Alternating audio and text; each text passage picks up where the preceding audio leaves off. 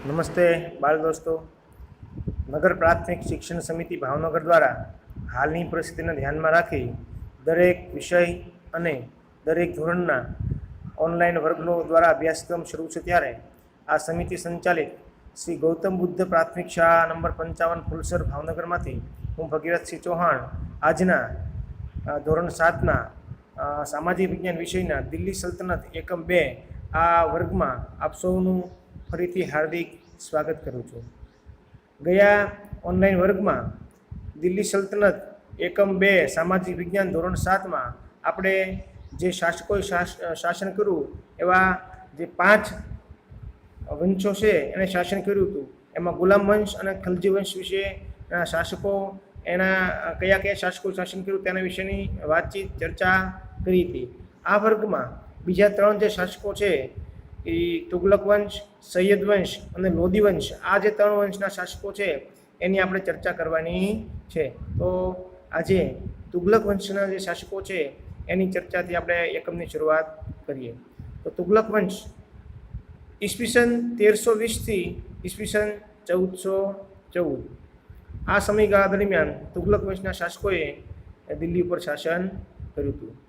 તુગલક વંશમાં મોહમ્મદ બિન તુગલક એ પ્રતિભાવાન અને મહત્વાકાંક્ષી સુલતાન થઈ ગયા. આ મોહમ્મદ તુગલક તરીકે જેને આપણે ઇતિહાસમાં ઓળખીએ છીએ એ ખૂબ જ મહત્વાકાંક્ષી સુલતાન થઈ ગયા. તેણે તેના શાસન દરમિયાન ઘણી બધી યોજનાઓ અમલમાં મૂકી હતી અને તે એના કારણે ખૂબ જ ચર્ચામાં રહ્યા હતા. એની યોજનાઓ છે એને તરંગી યોજનાઓ તરીકે ઇતિહાસ જાણે છે. તો જોઈએ કઈ યોજનાઓ અમલમાં મૂકી હતી. તેમાં મુખ્ય યોજનાઓ કઈ કઈ હતી? તો રાજધાની દિલ્હીથી દૌલતાબાદ સ્થળાંતર કરવું. એ સમયમાં રાજધાની દિલ્હી હતી તો એને મોહમ્મદ તુગલકે એની રાજધાની છે દિલ્હીથી દૌલતાબાદ એને સ્થળાંતર કર્યું, એટલે ફેરવી નાખ્યું. ઉપરાંત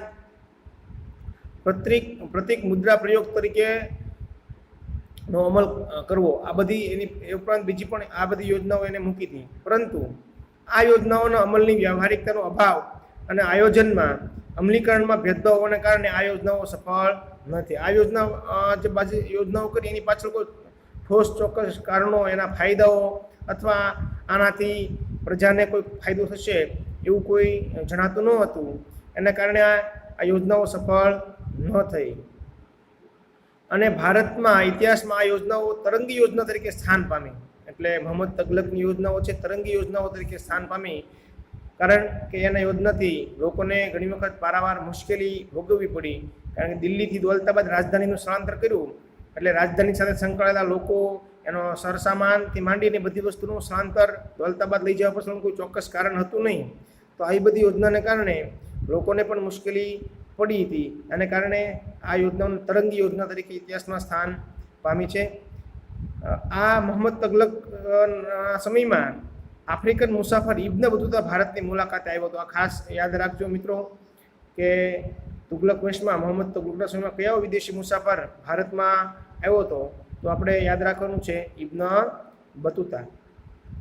મોહમ્મદ તુગલક પછી એના પિતરાઈ ભાઈ ફિરોઝ શાહ તુગલક દિલ્હીની ગાદી ઉપર આવે છે. તેના અવસાદ બાદ તો તુગલક વંશના 2 સુલતાનો વિશેની વાત છે આમાં. એમાં સૌ પ્રતિભાશાળી મોહમ્મદ તુગલક છે. એની આપણે વાત જોઈ. એવું કહેવાય છે કે મોહમ્મદ તુગલકના એક ઇતિહાસકાર એવું કહે છે કે સમયમાં એક અંધકાર અને પ્રકાશ એક સાથે જોવા મળ્યો છે. એને સારા કામો કર્યા, એની સાથોસાથ આવી તરંગી યોજનાના કારણે એમને જે છે એમાં લોકોને મુશ્કેલીઓ પણ પડી હતી. તો તુગલક પછી એનો પિતરાઈ ભાઈ ફિરોઝ શાહ તુગલક દિલ્હીની ગાદી આવ્યો.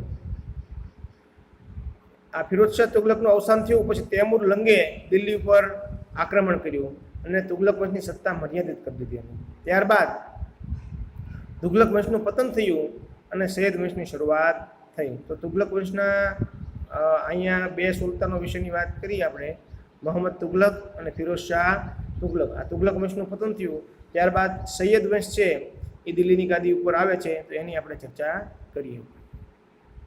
સૈયદ વંશનો સમયગાળો છે ઈસવીસન 1414થી 1451 સુધી. દિલ્હીમાં તુગલક વંશના શાસન બાદ ખિઝર ખાને સૈયદ વંશની સ્થાપના કરી. તુગલક વંશ પછી ખિઝર ખાન નામના વ્યક્તિ છે એને સૈયદ વંશની સ્થાપના કરી. ખિઝર ખાન તૈમૂર લંગનો રાજ્યપાલ હતો. આપણે જોયું કે તૈમૂર લંગે આક્રમણ કરી અને આ તુગલક વંશની સત્તા મર્યાદિત કરી હતી. તો આ ખિઝર ખાન છે એ તૈમૂર લંગનો રાજ્યપાલ હતો, એટલે એના શાસન વિશેની સંપૂર્ણ માહિતી હતી. તૈમૂરે તેને મુલતાનનો રાજ્યપાલ બનાવ્યો હતો. દિલ્હીની અરાજકતાનો ફાયદો ઉઠાવીને તેણે દિલ્હીમાં સૈયદ વંશની સ્થાપના કરી. દિલ્હીની અંદર શક્તિશાળી રાજાના સુલતાનના ભાવે અરાજકતા ફેલાઈ ગઈ હતી, એટલે એ સમયનો લાભ ઉઠાવી અને તેમણે આ સૈયદ વંશની સ્થાપના કરી. ત્યારબાદ સૈયદ વંશ પછી આવે છે લોધી વંશ. તો લોધી વંશનો શાસનકાળ કયા સમય સુધીનો છે? તો ઈસવીસન 1451 ઈસવીસન 1526. બહલોલ લોધીએ સૈયદ વંશના અંતિમ શાસકને પદભ્રષ્ટ કરી દિલ્હીની ગાદી પર કબજો જમાવ્યો. બહલોલ લોધી છે એને આગળ જોયું કે સૈયદ વંશના અંતિમ શાસક છે ને પદભ્રષ્ટ કરી નાખ્યો, એટલે શાસન ઉપરથી કાઢી અને પોતે દિલ્હીની ગાદી ઉપર કબજો જમાવ્યો. ત્યારબાદ આપણે આના શાસકો છે સુલતાનોના આ ચિત્રો ફોટા પણ અહીંયા મૂકેલા છે, એ તમે જોઈ શકો છો. લોધી વંશના અંતિમ શાસક ઇબ્રાહિમ લોધી હતો. યાદ રાખજો વિદ્યાર્થી મિત્રો, લોધી વંશનો છેલ્લો શાસક કોણ હતો? ઇબ્રાહિમ લોધી, જેનો મુઘલ શાસક બાબર સામે પાણીપતના પ્રથમ યુદ્ધમાં હાર થવાથી, જો ઈસવીસન 1526માં બાબર પાણીપતના પ્રથમ યુદ્ધ થયું, એમાં બાબર અને આ ઇબ્રાહિમ લોધી વચ્ચે યુદ્ધ થયું અને એમાં ઇબ્રાહિમ લોધીની હાર થઈ અને બાબરની જીત થઈ. એટલે આ પાણીપતના પ્રથમ યુદ્ધ ઈસવીસન 1526માં આ યુદ્ધ થયું ત્યારે આ સલ્તનત યુગનો દિલ્હીમાંથી અંત આવ્યો અને દિલ્હીમાં મુઘલ સામ્રાજ્યની સ્થાપના થઈ. આપણે જોયું કે દિલ્હી સલ્તનતની શરૂઆત ઈસવીસન 1206થી શરૂ થઈ અને 1526માં ખાસ યાદ રાખજો પાણીપતના જે પ્રથમ યુદ્ધ થયું ત્યારે અંદર આ બાબર છે એ જીતી જાય છે અને આની ઇબ્રાહિમ લોધીની હાર થાય છે. ત્યારથી લોધી વંશનું પતન થાય છે, ઉપરાંત દિલ્હી સલ્તનતનું પણ પતન થાય છે અને બાબર સત્તા ઉપર આવે છે. ત્યારથી મુઘલ શાસનની શરૂઆત થાય છે. તો વિદ્યાર્થી મિત્રો, આ જે 3 રાજવંશો છે એના વિશેની વાત આપણે કરી, તો એના વિશે ટૂંકમાં તમને એના શાસકો વિશેની માહિતી આપું છું. ફરીથી પુનરાવર્તન કરી લઈએ. તુગલક વંશ ઈસવીસન 1320થી ઈસવીસન 1414 સુધી એનું શાસન રહે છે. એના કયા કયા શાસકો હતા? તો મુહમ્મદ તગલક અને ફિરોઝ શાહ તુગલક. ત્યારબાદ તુગલક વંશ પછી સૈયદ વંશનું શાસન આવે છે ઈસવીસન 1414થી 1451. એમાં ખિઝર ખાન નામના જે શાસક છે. ત્યારબાદ લોધી વંશ ઈસવીસન 1451થી 1526 સુધી લોધી વંશનું શાસન રહે છે. એમાં બહલોલ લોધી અને છેલ્લા શાસક છે ઇબ્રાહિમ લોધી. ત્યાર પછી દિલ્હી સલ્તનતનું પતન થાય છે અને બાબરે દિલ્હીની ગાદી ઉપર વિજેતા બને છે અને મુઘલ શાસનની શરૂઆત થાય છે. તો વિદ્યાર્થી મિત્રો, આ જે 5 વંશોએ સત્તા ભોગવી હતી એમાં ગુલામ વંશ, ખલજી વંશ, તુગલક વંશ, સૈયદ વંશ અને લોધી વંશ, એના વિશેની આપણે સંપૂર્ણ ચર્ચા કરી.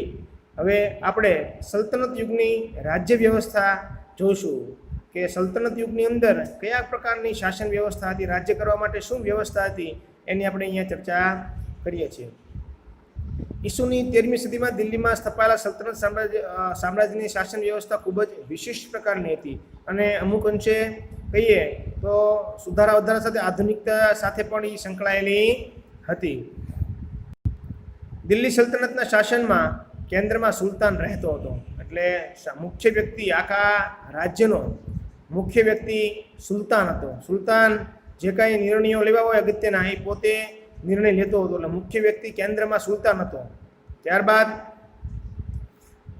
તે સર્વોચ્ચ સેનાપતિ, કારોબારીના સર્વોચ્ચ વડા અને સર્વોપરી ન્યાયાધીશ પણ ગણાતો. સુલતાન છે એ સમગ્ર સેનાનો સર્વોચ્ચ સેનાપતિ, કારોબારીના સર્વોચ્ચ વડા, જે કાંઈ મંત્રીમંડળ હોય એની કારોબારી હોય એના સર્વોચ્ચ વડા સુલતાન કહેવાતો, અને સર્વોપરી ન્યાયાધીશ.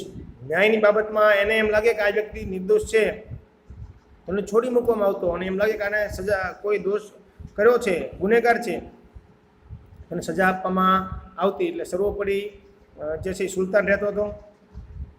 સુલતાનને મદદરૂપ થવા માટે મંત્રીમંડળ પણ હતું, કારણ કે એકલો સુલતાન છે એ બધી રાજ્યનું ધ્યાન રાખી ન શકે, એટલે એને એના વિશ્વાસુ લોકોને મંત્રીમંડળમાં સ્થાન આપ્યું હોય અને મદદરૂપ થવા માટે અલગ અલગ મંત્રીઓ હતા.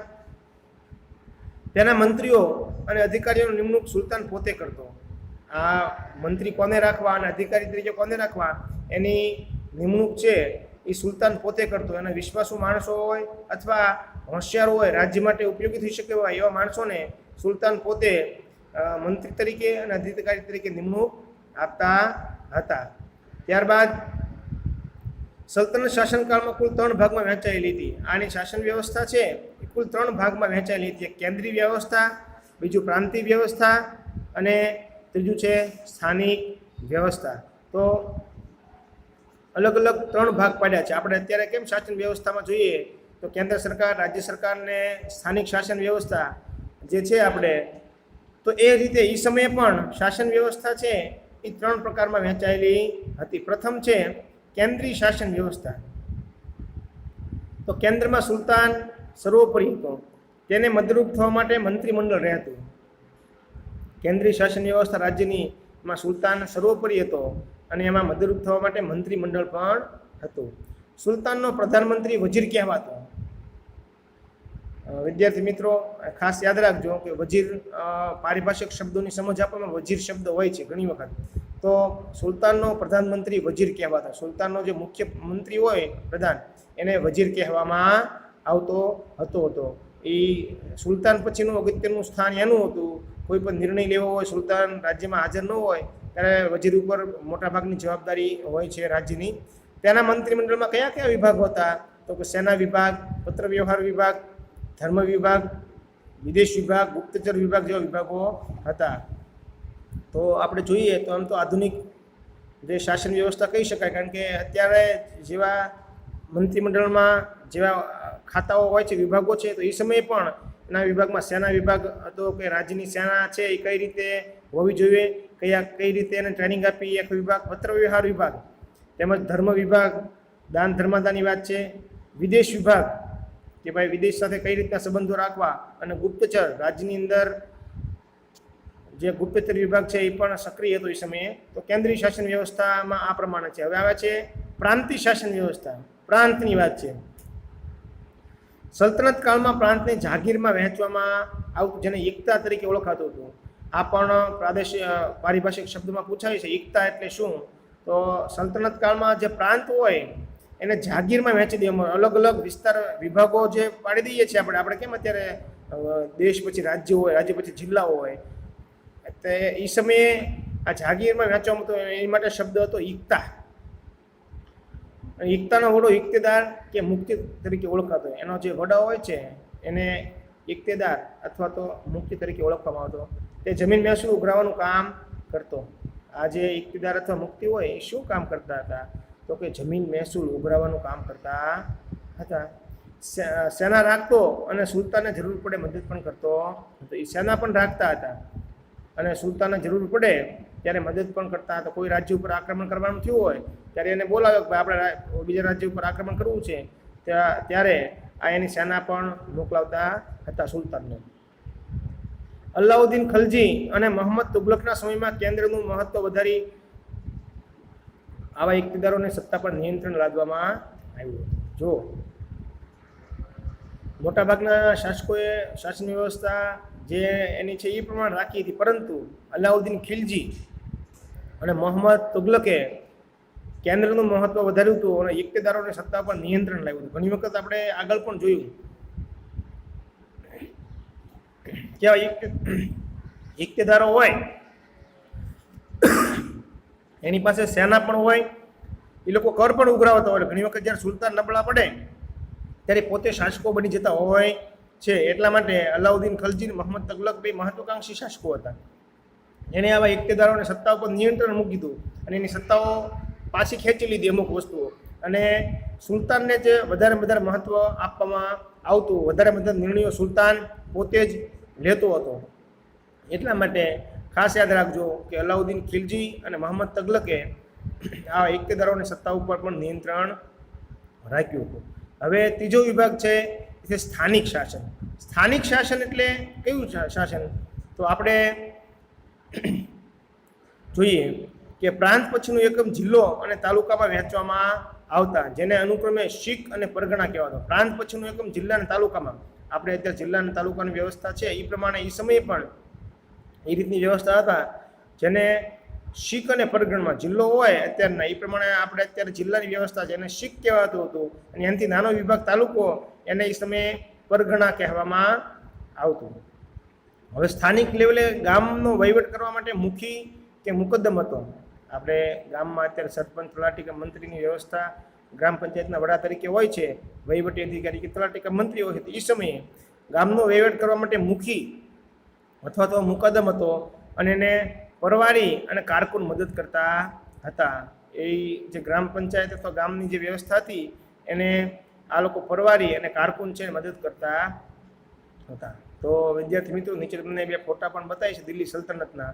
તો આ રીતે એની દિલ્હી સલ્તનતની શાસન વ્યવસ્થા જોઈ ફરી વખત પુનરાવર્તન તમને કરાવી દઉં કે આ શાસન વ્યવસ્થા છે દિલ્હી સલ્તનતની. એમાં સુલતાનનું સ્થાન ખૂબ જ મહત્ત્વનું હતું. દરેક નિર્ણયમાં એ પોતે સેનાપતિ, સર્વોચ્ચ સેનાપતિ, કારોબારીના વડા અને ન્યાયાધીશ પણ હતા. તેને મદદ કરવા માટે મંત્રીમંડળ હતું. શાસન વ્યવસ્થા કુલ 3 ભાગમાં વહેંચાઈ હતી. પહેલું કેન્દ્રીય શાસન, બીજું પ્રાંતિય શાસન અને ત્રીજું સ્થાનિક શાસન. અને સમગ્ર વ્યવસ્થામાં સુલતાનનું સ્થાન ખૂબ જ મહત્ત્વનું હતું. તો વિદ્યાર્થી મિત્રો, આજના આ ઓનલાઈન વર્ગમાં આપણે આ જે 3 વંશના શાસકો છે, તુગલક વંશ, સૈયદ વંશ અને લોદી વંશ, એના વિશે ચર્ચા કરી અને સલ્તનત યુગની રાજ્ય વ્યવસ્થા વિશે પણ ચર્ચા કરી. ઈસવીસન 1206થી શરૂ કરી અને 1526 સુધીના સમયગાળા દરમિયાન દિલ્હી સલ્તનતનું શાસન દિલ્હી ઉપર રહે છે એ વિશે આપણે અભ્યાસ કર્યો. તો આજના વર્ગનું જે અભ્યાસ છે તમે ઘરે બેસી અને શાંતિથી વાંચજો, વિચારજો. આગળના અભ્યાસ છે એ આવતા પછીના આપણે વર્ગમાં કરશું. જય હિન્દ, જય ભારત.